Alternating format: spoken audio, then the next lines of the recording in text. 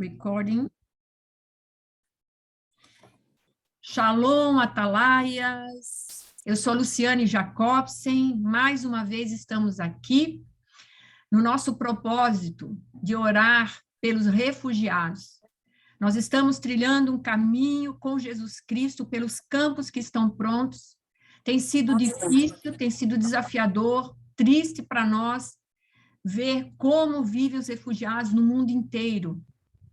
Mas nós vamos prosseguir porque o Senhor Jesus está requerendo isso de nós como a sua igreja. E aqui nós estamos falando de igreja brasileira. E nesse terceiro dia, hoje aqui que nós estamos no propósito, Atalaias orando pelos afegãos. E estamos nessa semana falando da nossa amada nação, da nossa pátria Brasil, que está com o coração aberto para receber os refugiados venezuelanos, haitianos, afegãos, sírios. E isso nos deixa muito contente de ver que o Senhor está contando com o Brasil e, principalmente, que a igreja brasileira também está se posicionando. O Senhor está convocando e ela está atendendo o seu pedido. E nós temos aqui, então, hoje o nosso convidado, que é o pastor Maia, da Missão Mais, que ele vai falar um pouco do que ele está fazendo, a Missão Mais está fazendo sobre para acolher os refugiados afegãos. Pastor Maia. Amém.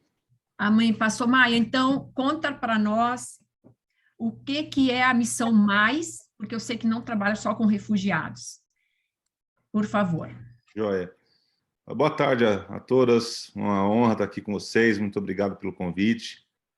A Mais nasceu em janeiro de 2010 por conta do terremoto no Haiti, o terremoto que dizimou mais de 300 mil pessoas, desabrigou outras 400, 500 mil pessoas, e pastor Mário Freitas, que é o fundador da missão, foi como um pastor local em Belo Horizonte, juntou alguns amigos e começou a dar suporte a cristãos para que a partir da igreja, a nação pudesse ser restaurada, pudesse ser reconstruída.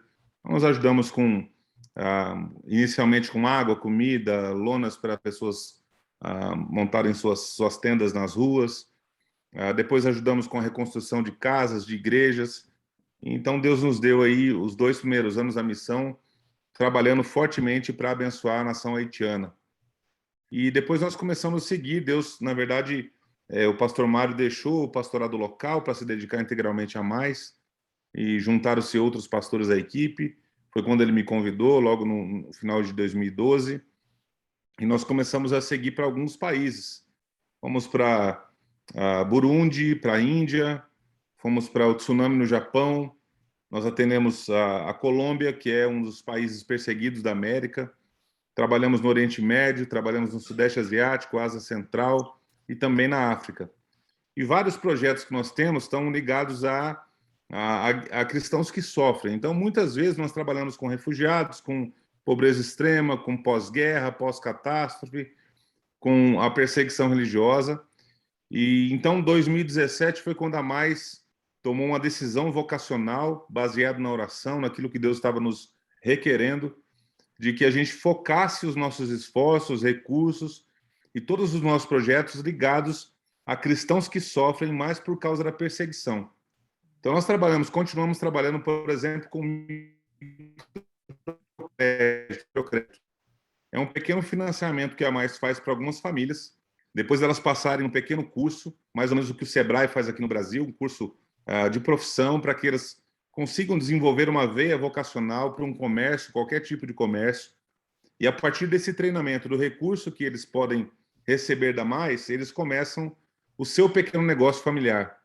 Por que isso? Porque a maioria dos cristãos perseguidos que estão em países muçulmanos, por exemplo, eles não têm condição de trabalho, eles não têm, nem se forem amigos. Às vezes um amigo muçulmano quer dar um emprego para o cristão por serem amigos, mas não há possibilidade por conta da opressão religiosa que há, da intolerância religiosa que há.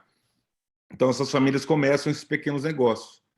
Então a Mais circulou em vários lugares do mundo e até hoje circula, trabalhando com esses projetos, dando condições da família restaurar sua dignidade, dando treinamentos para pastores que são vocacionados, mas nunca tiveram um curso teológico. Nós estamos desenvolvendo, e já está acontecendo há um ano, uma faculdade, na verdade, um treinamento teológico para pastores colombianos. São pastores das montanhas que estão em locais que definitivamente nem eu nem você nunca vamos conseguir pisar por conta da perseguição que há naquele lugar. São pastores que lidam com ministérios pastorais há 20, 30, 40 anos, mas nunca tiveram um treinamento teológico. São pastores vocacionados, mas precisam de um aprimoramento, precisam ter acesso às Bíblias. Então, nós providenciamos esses detalhes, ajudamos esses pastores, essas comunidades como um todo, para que elas possam se tornar resilientes no meio da perseguição. Um dos projetos que nós temos é de acolhimento a refugiados e deslocados dentro dos seus próprios países. Por exemplo, na Colômbia mesmo, ou no Oriente Médio, nós temos várias pessoas que precisam se deslocar. Elas não saem no próprio país, mas elas precisam deslocar internamente por conta da perseguição em determinados locais, em vilarejos, em comunidades cristãs. A gente coopera também para a segurança. Trabalhamos ajudando viúvas da perseguição, órfãos da perseguição, famílias que foram separadas por causa da perseguição. Mas o nosso acolhimento de refugiados no Brasil aconteceu em 2013. O primeiro refugiado que nós recebemos aqui é um pastor paquistanês junto com 4 líderes da sua igreja. Eles estavam sofrendo perseguição, sofrendo uma luta muito grande por conta da sua fé. Eles estavam tentando incriminar esse pastor, queimaram o Alcorão, jogaram na sua casa. De alguma forma, estavam tentando incriminá-lo para prendê-lo junto com outros líderes da igreja dele. E aí, por segurança, ele deixou sua família escondida e veio ao Brasil como um refugiado. Olha como que ele conseguiu vir ao Brasil. Ele tinha um amigo, padre, que deu uma carta para ele participar da Jornada Mundial da Juventude. Não sei se você lembra da Igreja Católica, que acontece no mundo todo, e naquele ano, 2013, era no Rio de Janeiro. Então, esse amigo, padre, deu uma carta para ele para que ele pudesse sair e conseguisse fugir da perseguição, mas ter um visto para chegar no Brasil. Então, que coisa engraçada, né? Às vezes os cristãos protestantes não se ajudam, né? E Deus levanta um padre para socorrer um pastor que está sendo perseguido, né? Isso eu gosto sempre de relembrar isso para mim mesmo, para saber que Deus levanta quem Ele quer para ajudar o seu povo, e às vezes a gente recua na hora de ajudar o próximo, né? Mas, enfim, esse pastor chegou com... Quase falei o nome dele aqui, ó. Ele chegou no Brasil com 4 líderes da sua igreja, desceram no aeroporto e procuraram uma igreja evangélica. E aí a igreja entrou no site, achou nosso site, ligou para a gente reconheceu o caso dele, ajudou esse pastor, e ali então começou o nosso programa de acolhimento a refugiados aqui no Brasil. Então, desde lá, nós recebemos 235 refugiados cristãos perseguidos dentro do nosso programa. Uau. Então, nós recebemos esse pastor paquistanês com os líderes, recebemos irmãos vindo do Iêmen, Ilhas Comores, Líbano, Iraque, que mais? Iraque, aí sírios, eu acho que eu já falei sírios, e agora nós estamos recebendo afegãos. Nosso programa, nós tínhamos uma base em Vila Velha, no Espírito Santo, onde nós recebemos ali a maioria dos sírios entre 2013 a 2015, que foi o ápice da guerra. Ali recebemos muitas famílias que vieram muito quebradas, vieram muito emocionalmente do Estado Islâmico, famílias que precisaram sair por partes, deixando filhos, deixando pais, e a gente acolheu esses irmãos dentro de um programa. E aí, o que aconteceu? Nós viemos aqui para o Paraná tentando estar num local maior. E quando nós chegamos aqui em 2015 para 2016, naquela transição do governo Dilma para Temer, os documentos fecharam, a gente não estava mais conseguindo trazer refugiados. Nós estamos hoje aqui numa área de 270 mil metros, uma área muito grande, que era de uma igreja presbiteriana aqui de Curitiba, que nos foi cedida por eles, e essa área é onde nós sonhávamos em construir a cidade de refúgio. Mas quando nós chegamos aqui, os refugiados pararam de chegar. Nós ficamos, Deus, por que nós estamos aqui? O Senhor nos trouxe para uma terra tão grande como essa, e a gente não tem mais condição de receber um monte de refugiados. Eu não vou ficar construindo um monte de casa sem saber se vai chegar refugiados. Então, desde 2016, nós recebemos aqui umas 20 pessoas, todas picadas, assim, famílias, casal, um casal com filho, a mãe, 2 filhos, pessoas assim, em grupos menores. E nós estávamos orando. E algumas pessoas me perguntaram assim, Maia, por que você não sai daí com a sua equipe e vai para um lugar menor, um local menor, porque o gasto para se manter esse lugar é muito alto, você não tem mais o sonho da cidade de refúgio, porque os refugiados estão chegando em menor número. E eu tinha uma convicção muito firme no meu coração, minhas irmãs, de que Deus não havia me dado uma direção para sair daqui. Foi quando, nesse ano, no mês de julho, nós recebemos a notícia da crise no Afeganistão. Foi um final de semana muito turbulento para a gente, porque no sábado houve um terremoto no Haiti, não sei se vocês lembram, agora há um mês e meio atrás. Nossa equipe foi lá socorrer famílias, nós ajudamos financeiramente, nossa equipe se deslocou para lá. Até é interessante orar pelo Haiti, né? Acho que vocês já oraram pelos haitianos, mas o Haiti está em guerra, o missionário foi sequestrado. Eu recebi uma mensagem hoje da nossa equipe que eles estão sem luz, sem internet, estão sem combustível, sem alimento e não podem sair às ruas porque os bandidos estão amotinados naquele lugar. Enfim, está muito complicado todo o processo. Mas aí nós estávamos aqui sem entender muito bem esse processo. Aí no sábado aconteceu o terremoto no Haiti, a gente ficou muito perdido com aquilo. E no domingo aconteceu a tomada do Talibã no Afeganistão. Na terça-feira nós enviamos uma rede de oração, pedindo oração, porque nós não sabíamos exatamente como reagir a essa situação. Até porque não tinha como entrar naquele lugar para poder ajudar ninguém. Então, nós estávamos esperando alguma possibilidade de ter alguma notícia. Foi quando, na sexta-feira, um missionário parceiro da Mais nos ligou dizendo, olha, eu tenho aqui 20 famílias que precisam sair com urgência daqui. 20 pessoas, aliás, são 4 famílias. Eu pensei, 20 pessoas, 4 famílias, a gente consegue se adaptar aqui, né? A gente tem algumas casas aqui que são para refugiados, a gente faz algum arranjo aqui e recebe 20 pessoas. No dia seguinte, ele me ligou de novo e falou, olha, o número aumentou. Nós estamos subindo agora para 10 famílias com 90 pessoas. Uau. Sabe, porque lá eles fazem, assim, a família é muito grande, né? Fazem muitos filhos, a estrutura familiar dele é muito grande. Meu Deus, eu tenho 2, eu já estou quase sem cabelo, né? Com 2, imagina com esse tanto de filho. Aí ligou de novo e falou, olha, a lista final vai chegar a 176. E eu falei, Senhor, a gente não tem condições de receber esse número de pessoas, nós não temos espaço, mas não temos estrutura, e nós vamos precisar, então, de fazer uma campanha. Foi quando a gente lançou o SOS Afeganistão. E no dia 25 de agosto, foi mês de agosto, não foi julho, perdão, foi agosto. 25 de agosto, nós começamos a terraplanar os terrenos lá em cima, no alto de uma montanha que nós temos aqui. Vocês devem já ter acompanhado por vídeos e fotos, né? E nós, lá em cima, nós começamos a construção de 6 novas casas. Então, nós dividimos o terreno em 3 partes, começamos com 6 novas casas, descemos para o primeiro platô aqui para construir salas de aula e ambulatórios médicos, já está na metade da construção, e no platô do meio nós precisamos construir mais 10 casas ainda. Então, disso. A maioria desses cristãos que nós estamos recebendo são ex-muçulmanos. Antes do Talibã tomar conta do Afeganistão, já havia uma intolerância religiosa contra eles, né? O Afeganistão já era o segundo país mais perseguido do mundo. Então, a chegada do Talibã só superdimensionou um problema já existente.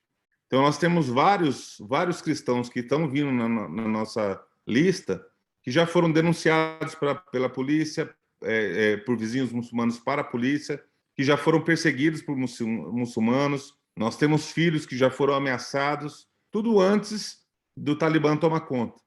E a maioria dessas pessoas, os cristãos, na maioria, como um todo ali no Afeganistão, quando já denunciados por algum ato, eles já fazem parte de uma lista de perseguição. E o Talibã na verdade, tomou essa lista. Só para vocês terem uma ideia, nós temos dentro do nosso grupo uma cantora, uma adolescente cantora, uma menina linda, canta muito bem, é fantástica a voz dela, assim, dentro da música cultural dela, é muito legal. Acontece que ela é declaradamente cristã. Por ser declaradamente cristã, quando ela ia nos programas de televisão, ela fazia muito sucesso no país por causa do seu talento, apesar da pouca idade. Acontece que, quando ela se declarava cristã, isso já transformava o seu sucesso num grande problema. E essa família foi ameaçada pelos muçulmanos, e quando o Talibã tomou conta daquele lugar, ela foi uma das primeiras casas que foram visitadas, foi dessa família. Uau. Pela graça de Deus, poucos dias antes de estourar mesmo todo o processo, algumas famílias já começaram a sair para lugares escondidos, para o interior do país. Porque o rumor, antes de estourar mesmo, onde o mundo todo ficou sabendo, dentro do Paquistão, tudo já estava, dentro do Afeganistão, perdão, já estava muito vivo esse processo. Tanto que muitas organizações brasileiras tiraram seus missionários, organizações americanas tiraram seus missionários por segurança nesse processo. Então, pela graça de Deus, eles se esconderam, a maioria deles, e conseguiram, então, fugir, né, dessa perseguição, dessa iminência de morte. O que nós precisamos fazer nesse processo? Nós precisamos tirá-los por terra. Existe uma fronteira mais ao sul, eu não posso dar os lugares aqui, mas uma fronteira longe da capital, Cabul, onde as famílias podem passar por terra. Elas podem passar por terra. Então, elas não estão. Aquele voo que a gente viu, aquelas pessoas penduradas no avião, aquilo aconteceu naquele primeiro momento, mas cristão nenhum tem acesso ao aeroporto. Os cristãos não podem ter acesso ao aeroporto. Os únicos que conseguiram naquele processo foram, primariamente, os afegãos que faziam parte, de alguma forma, do governo americano, nos 20 anos que os Estados Unidos tomou ali, e que eram, de fato, ameaçados de morte. Então, os Estados Unidos tirou muita gente naquele processo, mas os cristãos não estavam ali, não tinham nem condições de chegar. Então, por isso, o caminho deles foi por terra. Nós nos escondemos em países vizinhos e estávamos esperando, então, uma abertura do governo brasileiro. Pela graça de Deus, o governo concedeu o visto humanitário para qualquer afegão, e nós tivemos a graça de ter a nossa lista entrado como prioridade por conta da perseguição religiosa nas mãos do nosso ministro de Relações Internacionais para as embaixadas brasileiras. Então, qual que é o processo? Nós já retiramos a maioria deles do Afeganistão para países vizinhos. Alguns já estão com seus passaportes e passagens compradas. E, pela graça de Deus, agora, no dias 11, 13 e 15, vão chegar 3 grupos diferentes dos primeiros afegãos aqui no Brasil, salvos da perseguição. Graças a Deus por isso. Nosso trabalho só está começando, né, na verdade. Só para as irmãs terem uma ideia, todo o processo para retirar essas pessoas já superou a marca de R$2 milhões. Dinheiro que a gente não tinha, e Deus vai providenciando de uma forma. A gente conseguiu as passagens porque uma organização americana está nos ajudando nesse processo. As 6 primeiras casas, cada casa custou R$90 mil para ficarem prontas, são prontinhas para morar. E nós temos aqui a sala de aula que estamos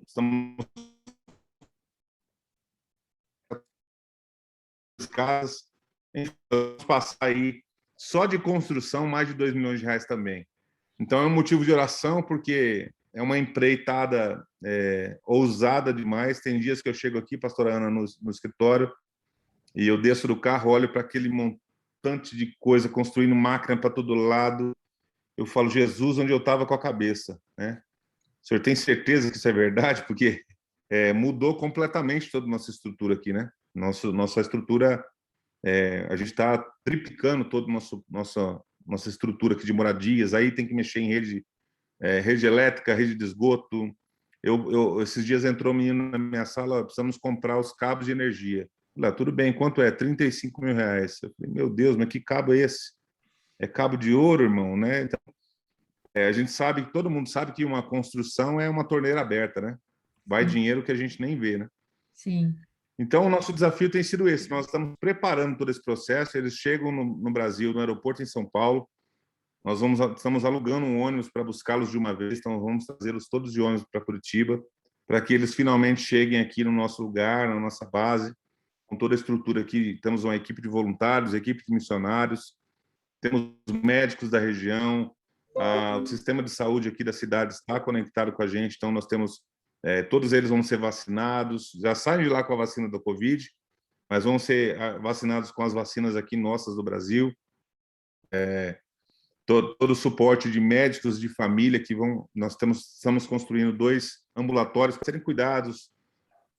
Nós temos todo o processo de aula de português, então nós temos professores aqui, missionários e voluntários que trabalham dentro desse acolhimento para que eles saiam daqui, pelo menos se comunicando o básico no português. Eu quero rapidamente explicar para as irmãs como é que funciona o nosso programa de acolhimento. A gente tem essa primeira etapa, que eles chegam e fazem toda essa parte de documentos na Polícia Federal, esse cuidado com a aula de português, esse cuidado com a parte espiritual, a parte emocional. Temos psicólogos na equipe, toda a parte clínica, se assim for necessário. Aí nós temos toda essa parte da cultura brasileira que eles precisam se adaptar.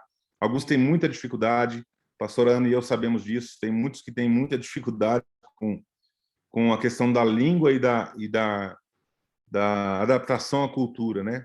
Só para as irmãs terem uma ideia, a gente tinha uma base em Vila Velha, no Espírito Santo, uma cidade litorânea, né? Então, aí nós recebemos irmãos sírios.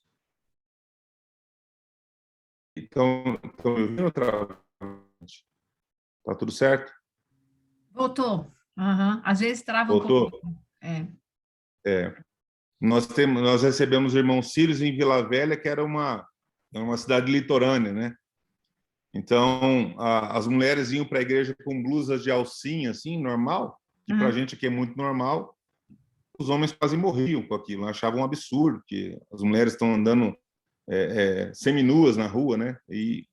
Então, toda a adaptação cultural, adaptação com a comida, é um processo que eles precisam passar e a gente tenta ajudar antes de ir para as igrejas, o que também um grande desafio. Então, essa igreja apoia nessa segunda etapa, dando a continuidade em todo esse processo, ajudando a família, por vezes, conseguir um emprego, para que, ao longo do tempo, eles consigam a cidadania e também consigam a sua própria subsistência, né? Algumas vezes dá muito certo rapidamente, outras demoram um pouco, mas, enfim, é um grande desafio que a gente tem também como missão, ajudá-los a serem reinseridos à sociedade, agora longe da perseguição. Uma coisa interessante para falar sobre refugiados é que a maioria dos refugiados que a gente conversa aqui, a maioria esmagadora deles, eles nunca desejaram na vida ser refugiados, eles estão refugiados. Então, a gente precisa ter essa noção de que o refugiado não quer estar. É muito diferente alguém que migra do seu país para trabalhar num outro país ou para tentar a vida em outro país, do que aquele que é forçado a deixar a sua casa.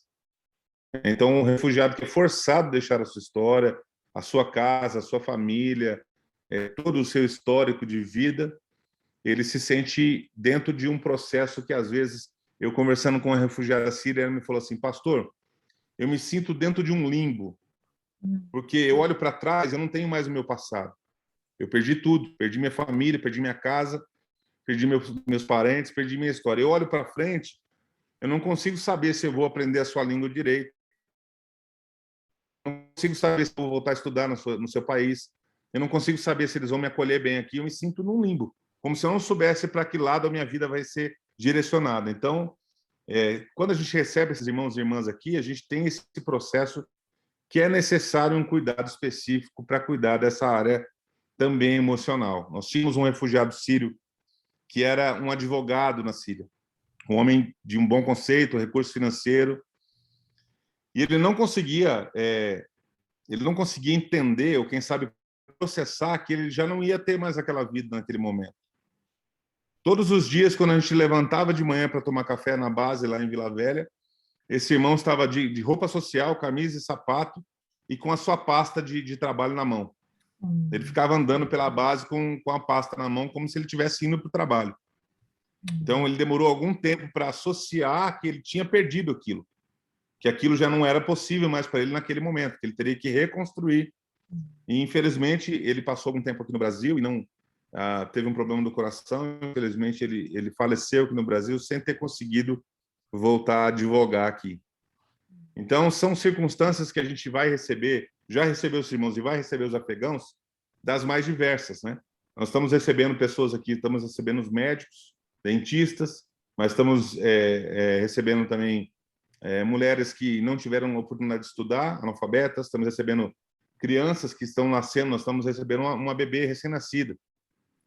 Sara é o nome dela, nasceu agora há poucos dias, estamos esperando só o prazo dela poder viajar para ela chegar. Estamos recebendo famílias com crianças de colo. Então, cada história é uma história, né? Então, nós precisamos orar para que a gente consiga ser resposta em cada processo que eles enfrentam. Ufa, falei demais, hein? Misericórdia. Falou não. Uau!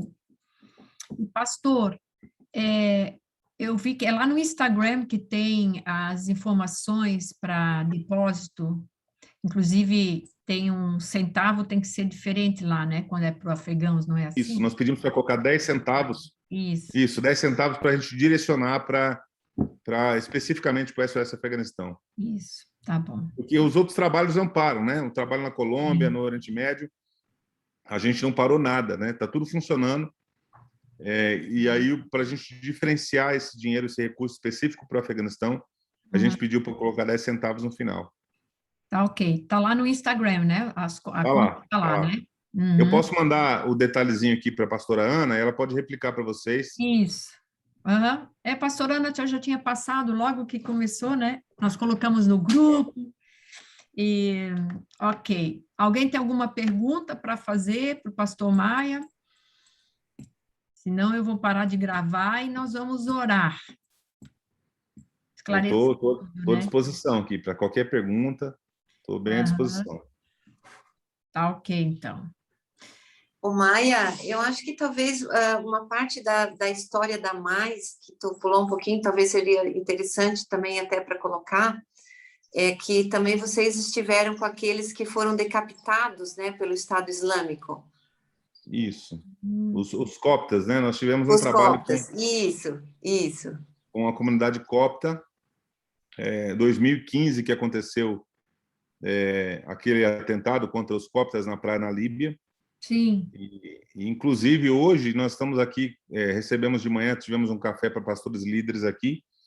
Nós recebemos Peter Yazek, que é um embaixador da Voz dos Mártires, hoje a Mais faz parte do grupo da Voz dos Mártires, que é uma das maiores organizações que trabalha com perseguição religiosa no mundo. Sim. E o Peter Yazek esteve na mesma cela preso com um dos integrantes do Estado Islâmico que estava nesse atentado. Eles decapitaram 22 cristãos na praia da Líbia e deixando o que acontecia, eles saíam do Egito e buscavam emprego em países vizinhos por conta da necessidade dessa comunidade copta, e aí ficaram as mulheres, as crianças acabaram ficando, os pais, às vezes, os pais, os avós dessas pessoas, desses jovens que saíam para buscar emprego. Depois que aconteceu tudo isso, nós conseguimos em 2016, final de 2015 para 2016, ir até a comunidade copta com autorização do bispo, que é o coordenador ali da comunidade, e nós fomos ajudá-los ali também com projetos de microcrédito. Instalamos filtros de água, ajudamos com recurso, com microcrédito, com alimentação. Então, nós tivemos um contato inicial para ajudá-los nesse processo de recomeçar, né? Além da dor, além da tristeza por todo o processo de ter visto seus filhos sendo decapitados na praia, ainda tinha a falta do recurso, a falta da ajuda que os próprios filhos provinham para as famílias, né? Então, Deus nos deu a graça de poder cooperar com eles nesse processo de recomeço. Foi um dos grandes privilégios que a gente teve na jornada aí. São muitas outras histórias, né, gente? Se eu pudesse passar uma tarde aqui, eu contaria centenas de histórias de privilégios que Deus deu à nossa jornada aí de ajudar os cristãos perseguidos do mundo. Uau! Que triste, quantos testemunhos tristes, mas também a gente vê a graça do Senhor Jesus, né? E por isso que está em Levíticos 19:33, né? Que é o versículo que mais sai nas nossas diariamente. Ontem foi o dia do Haiti, viu, pastor? Ontem foi o dia do Haiti. Legal, É. que legal. Estamos orando, 17 missionários americanos aqui, né? Estão ainda no Sim, sim, cativeiro. Um canadense, 5 crianças, sim, nós sim. estamos clamando. Então, Amém. quando o estrangeiro viver na terra de vocês, não o maltratem. O estrangeiro residente que viver com vocês deverá ser tratado como o natural da terra. Amem-no como a si mesmos, pois vocês foram estrangeiros no Egito. Eu sou o Senhor, o Deus de vocês. É bem claro, né, gente? Tem Mateus 25:35, porque tive fome, deste-me de comer, tive sede, deste-me de beber, era estrangeiro e hospedaste-me. Então, glória a Deus pela missão mais. Nós vamos ter, no último dia, a Lívia, que está aqui, a Atalaia Lívia, que está junto com a Atalaia Geni, estão preparando as postagens do Brasil, como está recebendo os refugiados, e nós vamos ter o último dia o papel da igreja no Brasil. E aí nós vamos mais uma vez postar lá Instagram da Mais Frontiers. A Frontiers vai estar com a gente também aqui numa reunião de Zoom, e outros que estão se levantando, né? Pastor José Prado. Eu louvo a Deus, o Senhor realmente está nos dando o batismo do amor.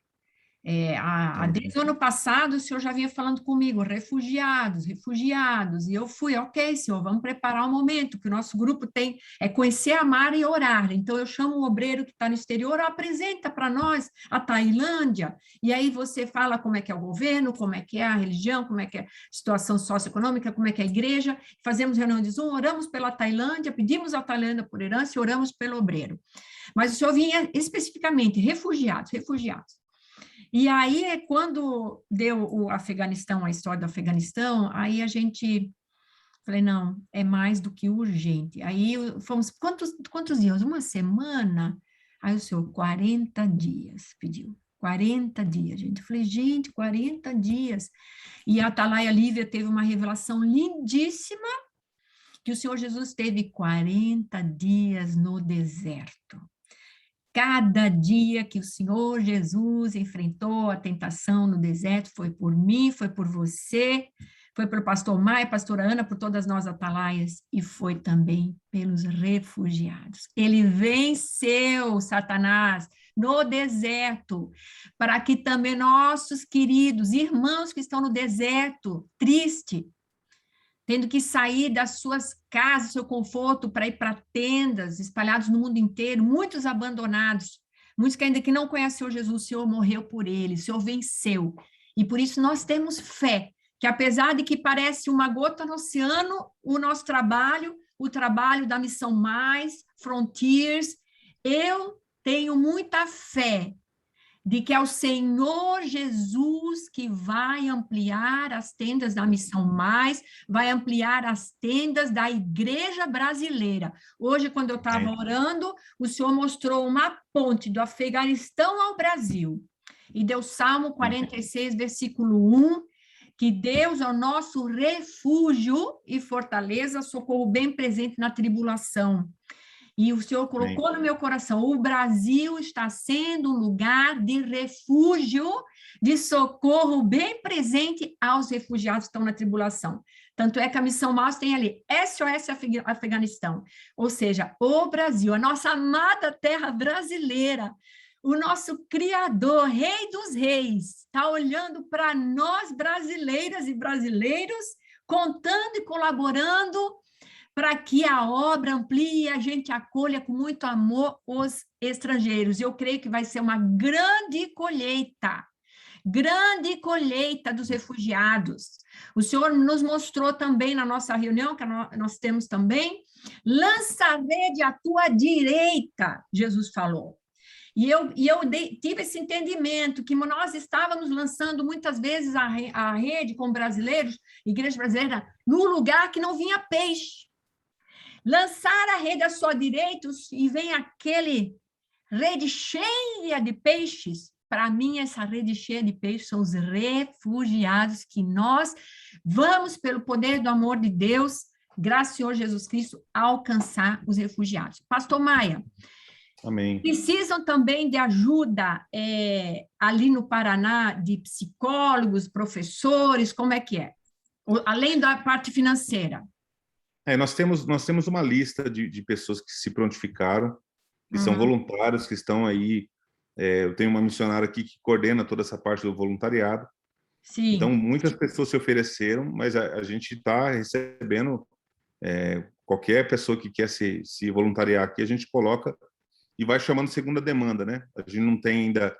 a gente tem a programação nossa inicial, mas a gente está consciente de que ela pode, se necessário, ampliar muito rápido. Aí, então, a gente aciona essas pessoas que estão na nossa lista. É só mandar uma mensagem box ali no nosso Instagram, Missão Mais, rapidamente a nossa equipe responde e conecta as pessoas aqui para responder essa mensagem. Tá ótimo, pastor Maia. Então, muito obrigado pela sua participação. Que Deus abençoe seu ministério, Deus abençoe a sua vida. Estamos juntos nessa batalha. Conte sempre com as nossas orações. E foi um prazer conhecê-lo aqui pelo Zoom. Amém. Se Deus permitir, um dia vamos nos conhecer presencialmente. Amém, amém, em nome de Jesus. Obrigado. Tá amém. Bom? Obrigado pela honra do convite, por estar com vocês aqui. Deus abençoe esse ministério lindo e estamos juntos aí, pelo reino de Deus e pelo serviço do seu corpo. Amém?